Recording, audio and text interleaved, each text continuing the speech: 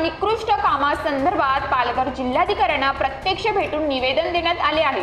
मात्र कंत्राटदारांवर कोणतीच कारवाई केली नसल्याने त्याकडे लक्ष वेधण्यासाठी आज सकाळी 10:30 वाजता महामार्गावरील चारोटी टोलनाका येथे जिल्हा शिवसेनेच्या शिंदे गटाकडून रास्ता रोको आंदोलन करण्यात आले होते।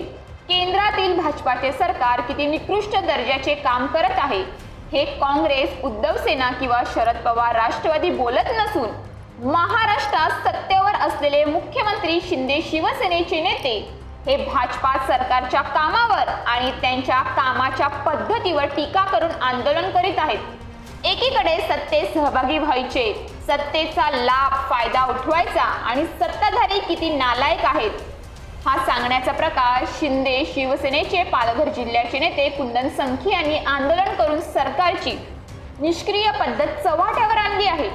महामार्गावर वारंवार होत असलेली कोंडी, काँक्रिटीकरणाचे निकृष्ट काम, कंत्राटदारांच्या नियोजन शून्य कामामुळे शेकडो नागरिकांचे गेलेले बळी यामुळे वाहतूकदारांना मनस्ताप सुरू आहे। वाहतूक सुरळीत सुरू होईपर्यंत विरार आणि डहाणू येथील टोल वसुली बंद करण्याची मागणी करण्यात आली। तसेच निकृष्ट कामाची अंदाजपत्रक निहाय चौकशी करण्यासह कंत्राटदारांवर गुन्हा दाखल करण्याची मागणी करण्यात आली आहे। मात्र याकडे प्रशासनाने दुर्लक्ष केलेले दिसून येत आहे। या प्रकरणी ठोस कार्यवाही करण्यासंदर्भात निर्णय लवकरात लवकर घ्यावा असे यावेळी कुंदन संखी यांनी सांगितले।